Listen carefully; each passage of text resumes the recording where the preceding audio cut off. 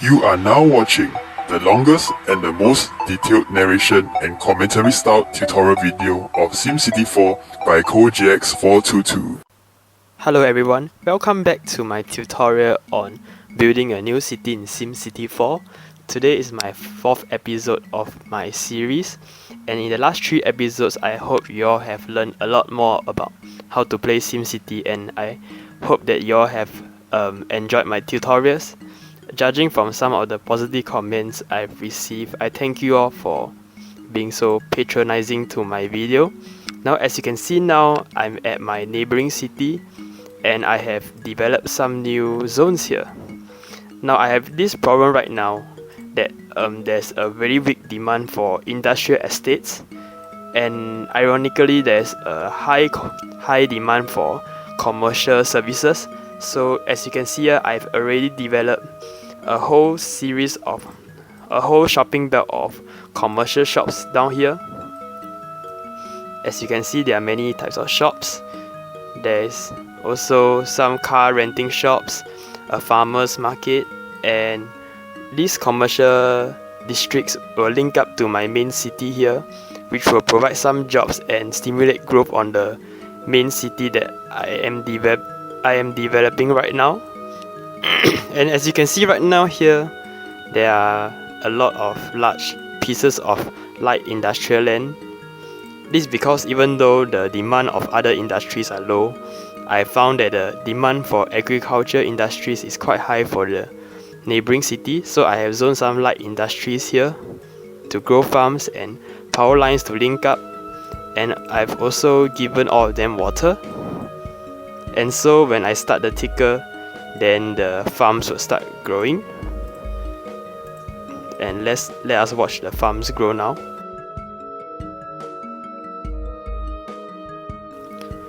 When you build farms, you must ensure that the light industries that you zone are far away from the city, so that there will be higher desirability for these farms. And you can check out the desirability of building farms using the data views tab. And now you can see my farms are developing really well.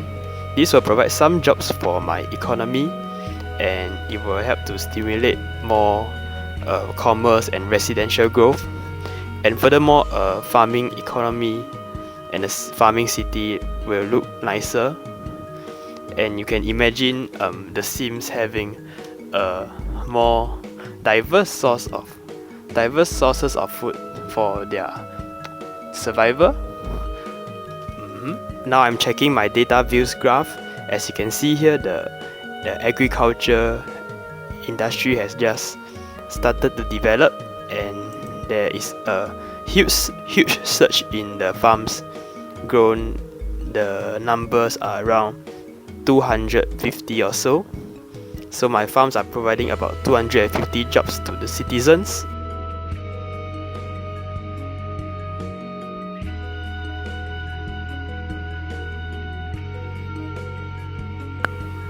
Okay, now I'm back in my new city here. This is my main city, and now I have some really serious problems because as you can see here, my income and expenses are almost the same. So I'm only earning a net income of about 200 a month.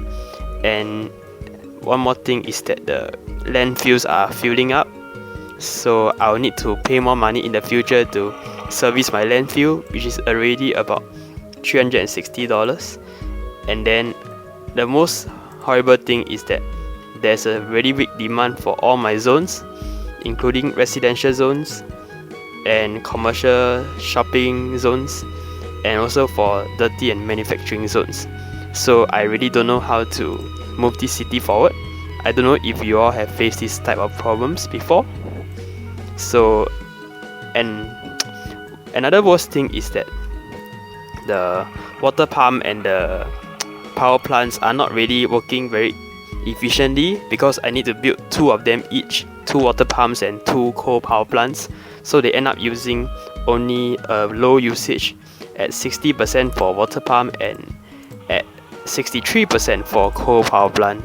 So I will need to expand my city even though the demand is very low for these zones, in order to make their usages more efficient and perhaps to fix my monthly budget. I don't know why this week I have some problems expressing myself and saying what I want to say, probably because I've been out in the field for the past few days. I mean, for Singaporeans like me, a common thing about serving our national service, our armed forces, to be a soldier is that you will need to go out to the forest to live for a few days and do a lot of movement drills with our rifles and weapons. So right now my mind is really not really clear right now, so forgive me if I am rambling on or talking in a mumbled fashion. Now I just wanted to show you some nice buildings I have right now. This is a really nice building here. This building here is a condominium, a high wealth condominium, something really rare in my city. And I have another one somewhere, I don't know where is it. But the bad thing is that the residential zones are not growing, and as you can see here, there are a lot of old residential houses here. The land is not really being used properly because these houses only can zone low wealth residents, which do not really pay a lot of taxes as compared to high rises that almost all SimCity players are looking out for. I think one thing is because of the high pollution levels in my city. So as you can see here, the pollution levels are really bad, which will decrease the desirability for medium and high wealth residents around here. So only at the center can these large buildings grow, like this one. So I'll need to find a way to fix my city and to solve the problem. Now as you can see right now, I have zoned some new zones at the southwards of my city. I've zoned some residential areas, hoping that some growth for medium and high wealth residents will occur, but there's only a small demand, and I also hope that some commercial shops and offices will develop here. And I've zoned some industrial zones to promote the growth of some high wealth industries like the ones here, which are further away from the polluting industries here, so there will probably be higher desirability of high-tech industries. I hope that zoning more high-tech industries and high wealth commercial jobs will help to give the Sims some jobs and promote the demand for residences. I don't know why the demand for residences and houses are so low. And now I shall do a drastic action to reduce the tax rates of the high wealth and medium wealth commercial offices. This is because I face some problems in developing new zones for my city, so I shall no longer limit the demand for these offices in an attempt to develop a city center for my city. If you haven't watched my other video, what I did was to increase the tax rate of the commercial offices up to very high levels and then develop my city first before giving the commercial offices a chance to grow. And when that happens, there will be very large commercial towering offices growing because of the high demand. You will see probably buildings like this, but they are commercial offices. But now, since the city is stagnating and not growing, I shall lower the demand first. So it's important to be flexible in SimCity according to a city. So now I shall run the ticker and hope that the city grows well. Now I've zoned the water pipes and the power is up and running.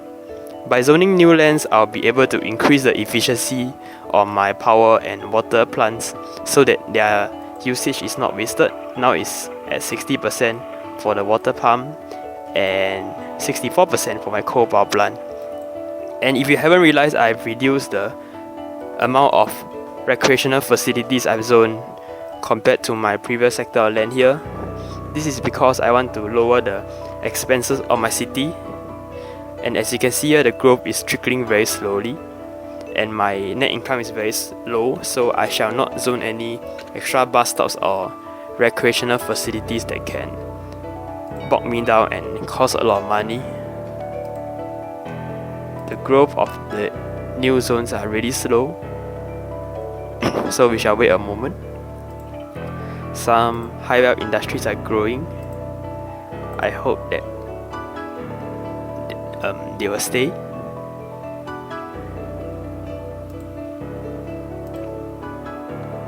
Now this is really bad because the buildings are coming really slowly. Now there's a new medium well building here. That is most encouraging. Now I shall check my data bills. Oh, as you can see here, the school is based on the center of the old town estate. So I want to move my school down so that the radius covered by the school is better. So I shall demolish the old school and build the new school. I estimate it to be around here. Alright, I'll need to tear down the bus stop. Okay, I hope this works. No, it's too low. So there's no choice, I need to build another one. Alright, let's see. It's not really a very good coverage of the entire city, but I think it is nonetheless better. So let's hope this works. Alright, let's start the ticker again and check out our funding. Make sure it's around 1.2k or something.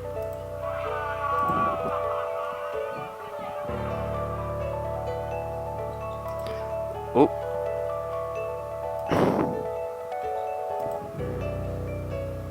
Let's check out our news. Seems to have a lot of problems. There seems to be a lot of problems here.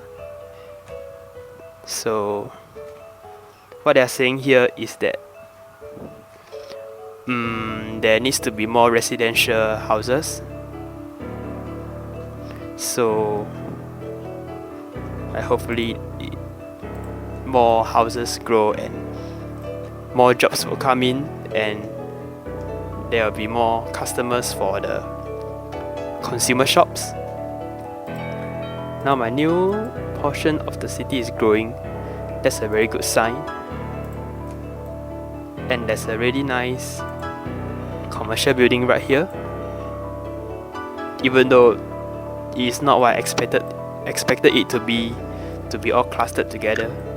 But nonetheless the city is growing, so we shall watch it grow for a moment. Now you must check your demand graph closely. SimCity is as much as it is economics as it is a science or arts. It's all about the demand and supply of the city. So you always need to monitor what the Sims want, what are the new developments they want to grow in your city. Right now they want a lot of the offices and shops in my city, so be prepared to give them more spaces to grow their commerce.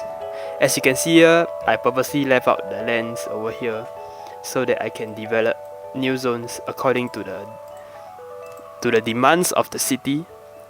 If you purposely zone all the zones without consulting the demand graphs, then you have a problem, because you will face vacant lands like the industrial zones here where the buildings are not growing. So I'll have a really big problem. So you need to grow more commercial offices, as they said. So I shall give them some land. And a city that only relies on residences to grow is not good, because as compared to residential houses, industrial and commercial estates do not need hospitals or schools for their management and to boost their land value, because Sims need a good education and healthcare system. So in regions that are mainly commerce or industries, you realize that I do not need to put schools or hospitals, which will lower the expenses of my city. So do not build a city that is fully only filled with residential zones. They will probably be more expensive if you try to fit in schools and hospitals on every side of a city. Now my landfill is almost filling up, so this is a problem here. Alright, I need to slow down the city. And I realized that the landfills are costing a lot, so I shall do a hefty investment and I shall put in a waste to energy plant. I hope it pays off, but the expenses of the city will exceed the income for now. And just to elevate the problem, I shall demolish the recycling power plant first. The recycling plant. And perhaps you can take out the tire recycling program because there's no more recycling plants. Alright, now my city income and expenses are balancing out. Hopefully that the income will increase accordingly and outmatch the expenses for my city to have a good growth. Now, you must read on news regularly and see what your advisors are telling you. If you realize your city has a lot of problems but you don't know what is it, then you better check out all the advisors. So my police and fire coverage is good, and I have no hospitals. That's really bad, but I do not have sufficient income to fund the hospitals right now, so I shall wait a moment. Now the developments are coming more quickly, and down here I have a street that is overused, so I shall zone a road. And as you can see here, I've further developed the infrastructure of my city by zoning avenues, because these avenues will help to link up to the neighboring city, and so they'll need more capacity, and avenues will help me to move more cars and vehicles around to promote the development of the city. Now, there's no health coverage. The education levels here are low, so this is an issue down here.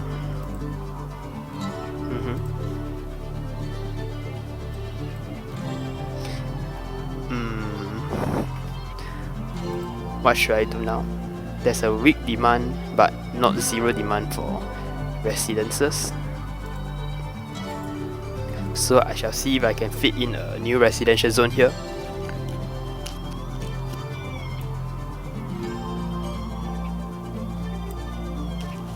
Alright.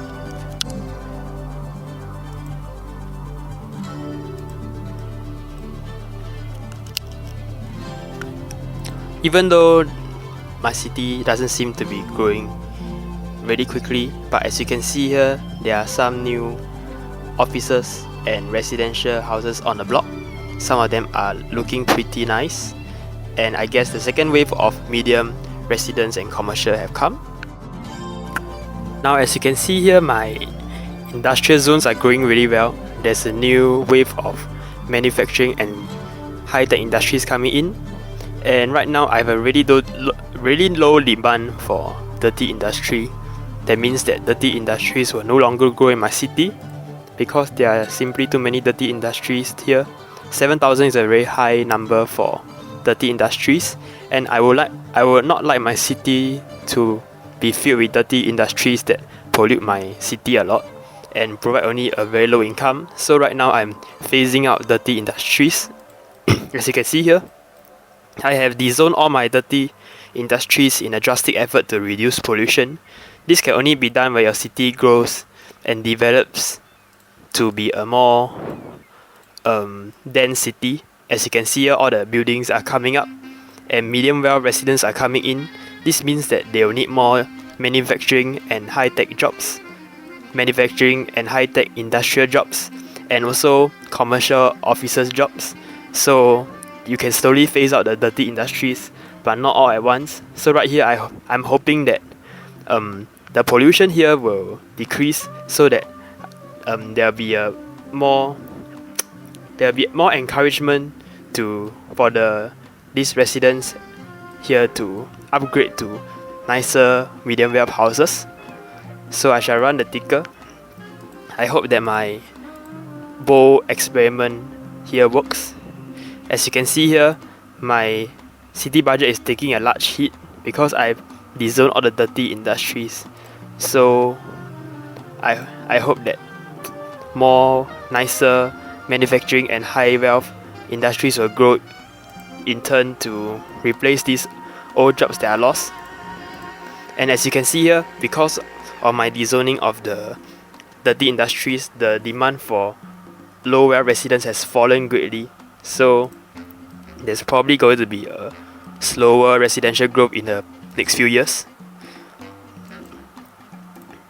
However, the commerce demand is still very high, so I'm hoping that I have some opportunities to grow my commercial zones, so I can actually dezone some of the residential zones to zone commercial areas. But you must take note that dezoning takes up a lot of money, so do not dezone too much. As you can see, my budget is falling quickly to around $32,000. But I've teach you a method before, that is to play you drive it missions so that you are able to replenish the money that you have lost from zoning. So right now we shall wait a while for the city to grow. Now that my city has developed by a considerable amount, this will help the power plant and water plant to be more efficient because I'll be increasing its usage. That means that the expenses spent by all these power and water facilities will not be wasted. And I have a report saying that my industries do not have the ability to transport their goods out of the city. This means that the factories will not be able to bring their goods out for exports and sales, which means that they'll be able to employ less workers and benefit the economy less as a result. So right now what I'm doing is that I'm zoning railways all along my industrial estates so that they'll be able to enjoy the new transportation facility. I will need to build freight train stations in order to transport these industrial goods to the neighboring city that I made. This will help to promote trade among the two cities, and also I can build new railway passenger stations to improve my traffic in the newly developed estates in my city. So right now I'm building the freight train stations. However, as I have checked, it is the other industrial estate further away from the edges of the city that need these railway connections, so I shall drag the railway roads all the way to the other side of my city in order to benefit the industries located far away from the neighboring city, and I shall build some freight train stations to boost the industries and help them to export their goods. Right now, as the city is developing and the economy is maturing, I shall teach you how to read the various graphs in SimCity to help you to better manage and understand your city. This will be pretty interesting, so get ready. First thing here is the resident average income. As you can see here, the resident average income is about 40,000. If you track the time scale, you'll realize that the resident average income has been rising steadily since the city has started. This is because the city is maturing and the Sims are now working at better workplaces where there's higher income, like manufacturing and high-tech industries and commercial offices, as compared to the older dirty industries and low-wealth commercial shops where they earn less income. So you can see that the Sims are now having a better standard of living. And the next thing I want to show you is the traffic volume here. The traffic volume shows how much each of the vehicles or types of transportation the Sims use. As you can see, over the last 50 years, there's been a great change in the type of traffic volumes. As you can see here, pedestrian usage is still the highest. That means Sims walk to their workplace or places they want to go. That's a good thing because this means that there's lower traffic amounts. And as you can see, for my city, the car and bus volumes are closely intertwined. This is a good thing because this means that the city is heavily relying on using buses to move from place to place, which will reduce the congestion of the city. And as you can see around at this portion, about 20 years ago, there was a huge increase in the usage of cars as opposed to buses. This might be because the city is developing rapidly. As you can see, the average income is rising, so the Sims became more wealthy and more Sims began to use the cars. Or it could be because I opened up connections to the neighboring city, so more Sims are driving to the outskirts of the city to work. And you can also see, give me a moment. So this is actually what I wanted to say for traffic volume. And one more thing is the bus stops that I have. As you can see, the capacity use are all in a very healthy range of at least 100 each. This means that the transport system is very good, and it has helped to reduce the congestion of the city by a lot. As you can see by the traffic congestion data, my whole city is green, which means that the roads are not even clogged up at all. So this is a good thing, apart from a few red roads here and there, like this street here, which is not very important. And one more thing will be the the education levels of the Sims. Now, as you can see, the education levels of the Sims are very, very high. They are more than 160, about 175 or something. In the past, the education level of the Sims were almost zero, and so as you build schools and universities, the education level slowly rose up over the next few decades. And now, as the Sims become more skilled and developed, new industries and offices can come in and help to boost their income. It's like how developing countries mature into developed economies, like in the case of my country, my homeland Singapore. Alright, you can read up on my the history of my country, how it matured in terms of economy wise. And I would say that I'm very lucky to be living in this country where we don't have to worry about our income or basically our standard of living. And the next thing I want to show you is the phases of city development. Now give me a moment here.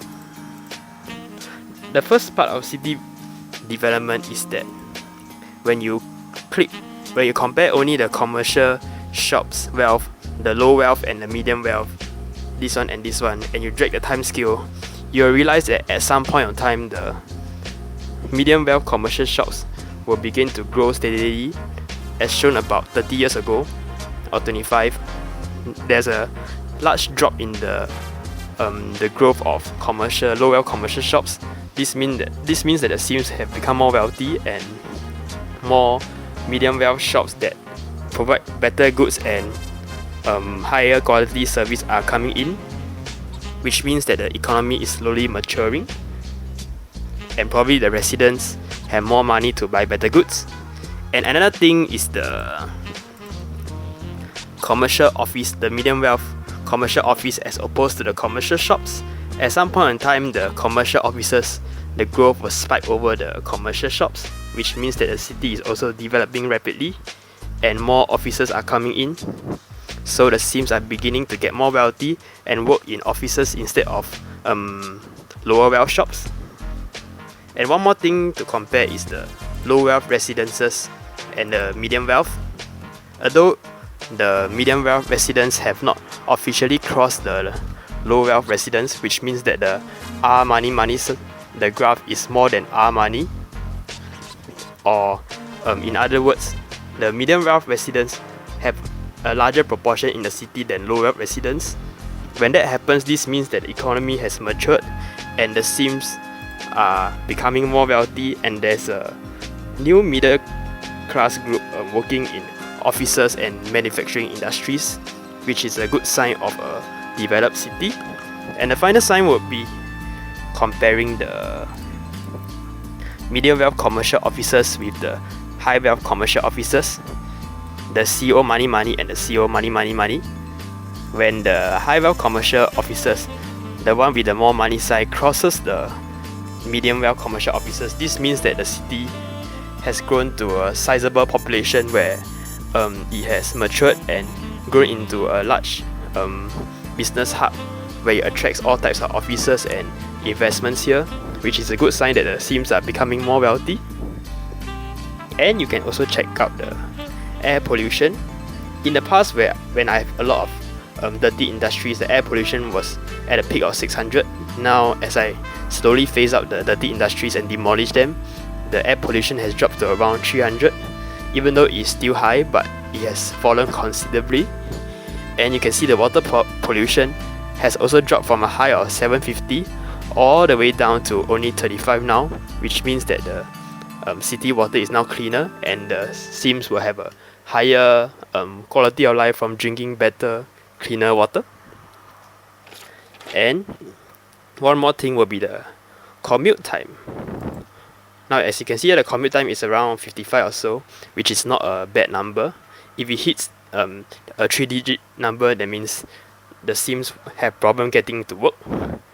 This shows you how efficiently the zones are placed.